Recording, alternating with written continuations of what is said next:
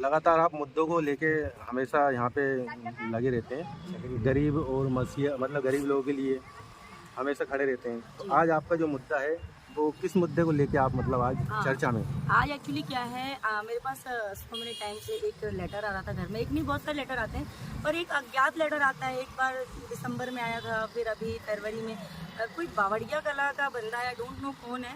अब वो मुझे लेटर घर में डाल के जाता है, उस पर कोई एड्रेस नहीं है, और उस पर ये लिखा है कि बावड़िया में, जो कि गोविंदपुरा विधानसभा क्षेत्र में आता है, तो हम गोविंदपुरा विधानसभा क्षेत्र में रहते हैं और हमें इस क्षेत्र को बहुत अच्छे से सफाई करनी है। जो गंदगी है जिस भी तरह का या नशा हो, तो उसमें ये लड़का लिख रहा है बार बार कि हम आपसे बार बार निवेदन कर रहे हैं, हम बहुत सारे अधिकारियों के पास गए पर इस पर कोई कार्रवाई नहीं हो रही है। अल्कोहल को लेके, एमडी को लेके, और बहुत सारे सूखे नशे हैं जो कि इस पूरे गोविंदपुरा क्षेत्र में बहुत तेज़ी से विकसित हो गया है।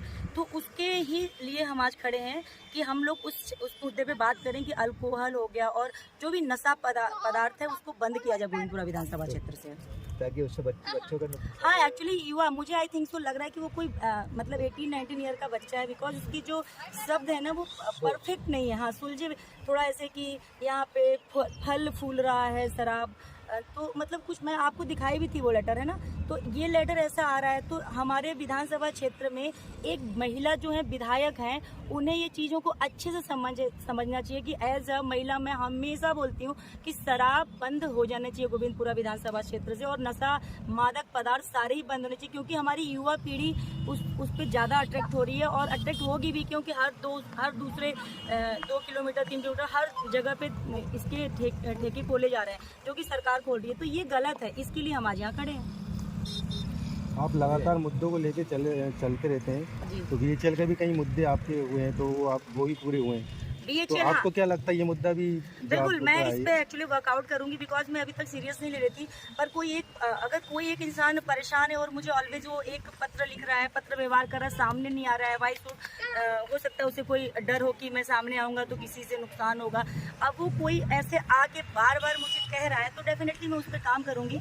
मैं इसके लिए अभी प्रशासन से एक परमिशन लूंगी, और every day I think so मुझे 3 महीने लग जाएंगे पूरे गोविंदपुरा को पैदल चल के कवर करने में। तो हर रोज़ मैं 4 बजे से लेके 8 बजे तक गोविंदपुरा क्षेत्र में ये प्रसार करूंगी कि दारू को बंद किया जाए, नशा पदार्थ जितना भी है, क्योंकि देखो दारू का ना जो है, शराब को पुराणों में भी कोई वर्णन नहीं है कि बहुत अच्छी चीज़ है। ये हमारे शरीर को नुकसान ही पहुंचाती है, ना कि हमारे शरीर को लाभ देती है। और इसमें ये सबसे बड़ी प्रॉब्लम है, नई पीढ़ी, ये बच्चे हैं अभी, इनको अवेयर करना हमारा ही काम है, क्योंकि ये दिन भर बहुत सारे लोगों से मिलते हैं। अब कौन इनको क्या दे रहा है कि ये देखो वो देखो, इनको अवेयर करना है कि भाई ये नशा पदार्थ है, इससे दूर रहो। इसलिए मैं वो अभियान चालू करूंगी, अभी मैं उस पर थोड़ा सा वर्कआउट करूंगी। तो आपके पास जो भी मदद मांगने आता तो आप उसकी मदद करते हैं? मैं 101% अपना पूरा एफर्ट लगाती हूँ कि मैं हर किसी की मदद कर पाऊँ, जितनी मेरी क्षमता है उससे ज़्यादा ही लगाती हूँ मैं, क्योंकि मैं चाहती हूँ कि अगर कोई मेरे पास उम्मीद से आया है तो डेफिनेटली मैं उसकी इच्छा को पूरी करूँ,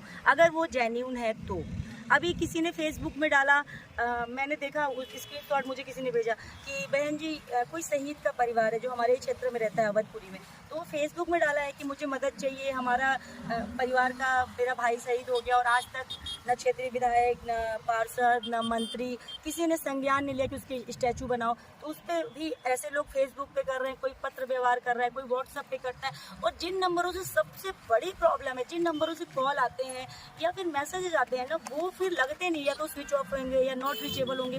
तो मुझे ये लगता है पहली बार कोई करता है तो मैं उस पर संज्ञान नहीं लेती हूँ, पर 2-3 बार होने के बाद मुझे लगता है कि मुझे इस बारे में बोलना चाहिए, इसलिए मैं आज इस मुद्दे पे तो बात लोग कर रही हूँ। डरते हैं आपके हिसाब से इसमें सामने आने में, मुद्दों को लेके? हाँ, मैं बोल सकती हूँ, क्योंकि अभी देखिए हम यहाँ पे खड़े हैं, अब लोगों को ये लगता है कि हम बोलेंगे तो थाना, पुलिस, फिर विधायक, फिर पार्षद, फिर हद को हम खुद स्वीकार कर रहे हैं, इसलिए हम लोग गलत की तरफ बढ़ रहे हैं। अगर हम गलत चीज़ों को देखें और तुरंत आवाज़ उठाएं, तो चाहे कितना भी बड़ा नेता हो, मंत्री हो, विधायक हो, कोई भी हो, गलत अगर हमने तुरंत स्टेप लिया तो उसकी सुनवाई होती है। और मेरी तो सुनवाई चाहे वो कोई भी हो, सारे मतलब सरकार में बैठे हैं। अभी लोग बोलते हैं आप बीजेपी की हैं, भाजपा की हैं, कांग्रेस की हैं। अरे भाई, मैं जनता के लिए हूँ, जनता की हूँ। और सुनते हैं लोग। आप सिर्फ अपना जो कहने वाला होता है ना, ईमानदारी से अपनी बात को आप रखो सरकार के सामने।